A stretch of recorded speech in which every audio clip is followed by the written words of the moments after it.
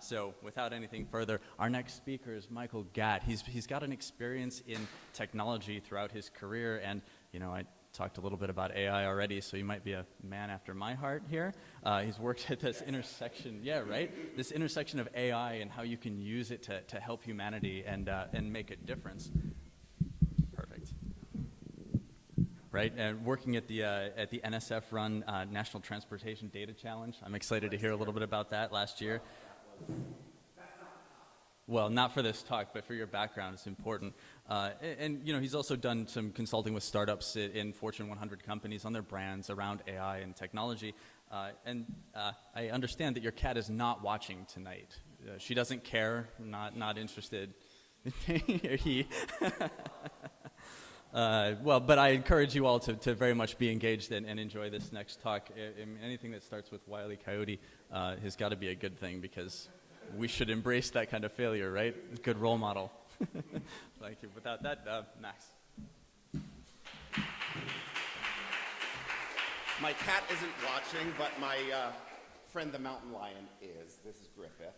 He goes everywhere with me. Anyway, my name's Michael, and I'm a failure. And if you are anywhere in technology or in any other creative field, you're probably a failure too. And I failed to put on the microphone, see? I fail at everything. Most of us do. How's that? Does that work? Usually I give this talk at technology conferences, and I ask, has anyone here ever blown up production?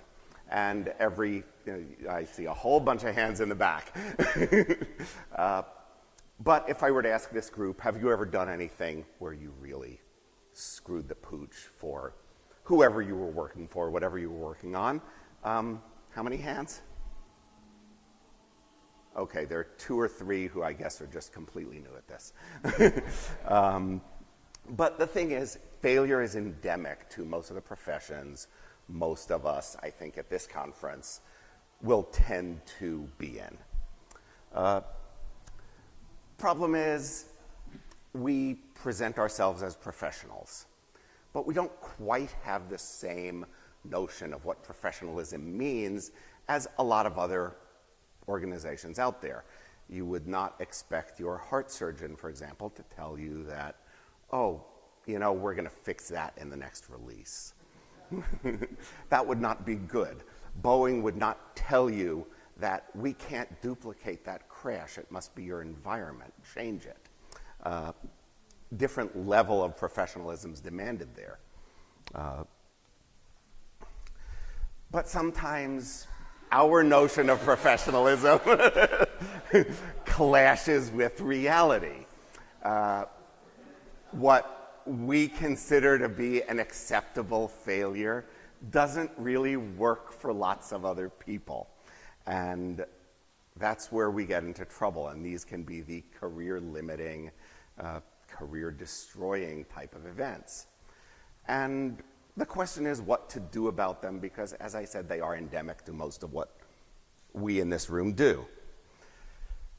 So the obvious things that you're going to do about it is fix it, put in the hard work, make it happen however it needs to happen. That goes with our fields as well. Beyond that, we need to think about how do we avoid these failures, longer-term thinking. And if we can't avoid them, what do we do about them? How do we make them more manageable? We're all going to eat that sometimes, open-faced or not. And the question is, which flavor do you want? Because if you're going to fail, there can be some strategy to it. What failures can you best recover from?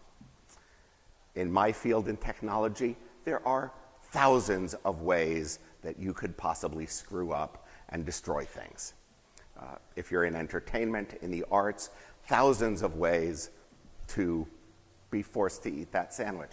Which is the one that you can personally recover from best? think about that. That's really where you should work. It's kind of putting things almost opposite to what people sometimes tell you to do. People tell you, follow your passion. I kind of say, no, figure out what won't destroy you when it all blows up in your face. That's where you should be working. Ask people. When I go on job interviews, I ask people, tell me about the last time someone here really screwed up and what happened. Because you want them to have an answer, and you want it to be the right answer, because most of us know what happens when you get the wrong answer. Those of us who are in tech have probably seen this. Blew up the production database on the first day. Google this Reddit thread if you haven't seen it. It's possibly one of the best things ever. Everything that happened really was his company's fault. But of course, the new guy got blamed because the CTO wasn't going to stand up and say, oh, we don't have backups, we handed out production passwords to someone new on the job, we didn't check that you were setting yourself up right. There's a million things that I've circled here that this guy describes that I was looking at this and thinking, how does this exist? Well, it does exist. Ask. If the answer is, oh yeah, last time we had a major screw up, we just fired the guy, then they didn't learn anything, and it's probably not someplace you want to work. Take the job if you have to, but keep looking. Sometimes you don't even have to ask. This was the recruiting page from a company that I found a while back. It hit Reddit 6 hours later. Of course, they changed it, but it's still preserved online if you were to Google that company, talking about things like, we believe that winners have always won. Well, usually when companies say stuff like that, it means if you screw up, you're a loser, therefore you're out. They say things like, we don't believe there's room for devil's advocates. This company happens to deal with personal information. If your attitude towards computer security for your customers' personal financial and health information is, we don't want devil's advocates around, not only do I not want to be your customer, I sure don't want to work there. These are things you should look at. This is how you avoid the real bad failures. Do you have a plan B? Career-wise, also life-wise. Have you got 6 months of money in the bank? You probably should. Right now, I'm a little below that, and I'm getting nervous. What would you do? Do you have some place to stay if you need to? If you lose your job, are you sleeping on the street? Figure that stuff out. That makes failure a lot easier to deal with, a lot easier to recover from.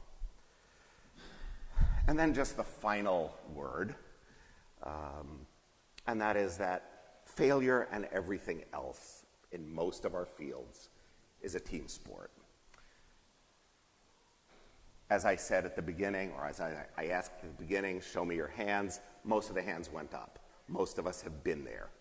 That means that if you fall flat on your face, odds are you're surrounded by people who have done that too. And if you call out for help, someone's going to help you. Also, respond in kind. If you hear someone fall flat on their face, the world will not end if you stop and give them a few minutes to pick themselves up. Because that's how we all move forward together. And that's about all I have to say. Thank you.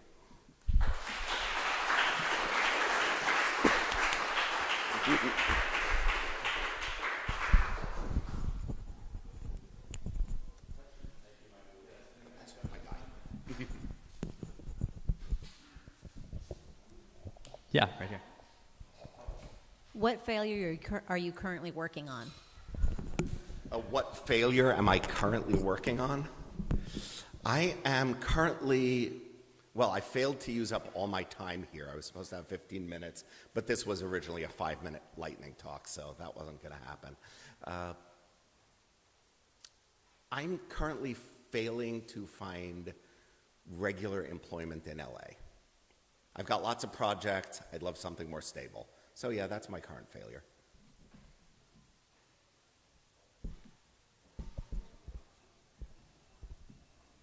Anything else? Oh, guy in the back. Do you have like a failure team backing you up? It helps to have a failure team, and if I had had one more slide, as I said, this was originally a 10-slide lightning talk. If I had had one more slide, it would have been make sure you have your team. Mentors are great, friends are great. As I said, have a plan B, and that includes who are those people that you can call up and say, hey, do you know of any openings? Do you have a room for me to crash in?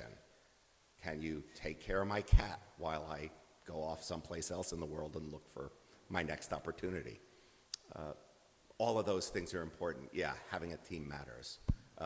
In fact, I was asked what my current big failure is.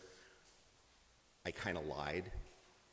Sort of easy to forget the big things. The real big thing in my life is my brother just moved off to Europe. So there's a huge piece of that team, that support structure, that has pretty much always been there, certainly for the past decade or more, that suddenly isn't. And that is unsettling. I'd like to know a little bit more about what, I mean, you obviously have gained this tremendous like self-actualization and awareness of how to embrace failure and how to get that message out there to other people. What in your life, or how did that come about for you personally? Is there some story or some moment, for you that sort of like flipped that switch of like, I need to go about this failure thing a different way or something like that? I'd say it happened to me in the worst possible way, which is I burned myself out. And I came to look at, okay, where am I now? And it got me to look at that whole aspect of, okay, what's burning me out? Well, I really hate all of these things that I have problems with. Well, then,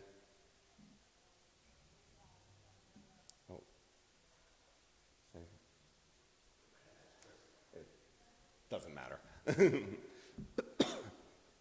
But look at what are the things that I could do where it wouldn't be that frustrating. That was what I said about pick your failures.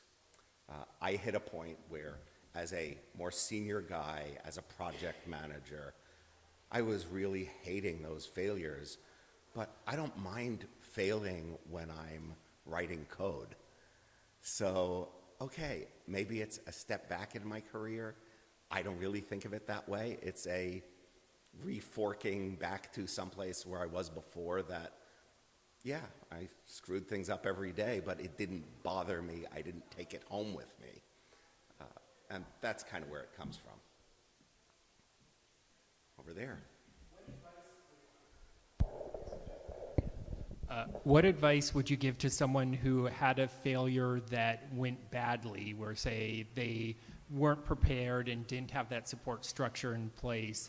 How do they dig themselves out of that hole? Another slide that really should have been in there, figure out a way to give yourself time.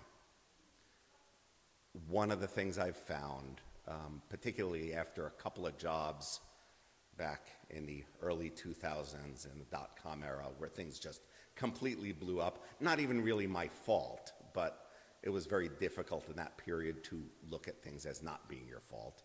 It was everyone's fault. And I tried a couple of times to just jump right back in. Wrong. Figure out a way to give yourself some time. I love the presentation we had, the first one, the guy who's, I guess he's in Florence now, who said he had hit a point where he was ready to stop doing what he was doing, and now he's figured out a way to give himself some time. He's traveling all over Europe.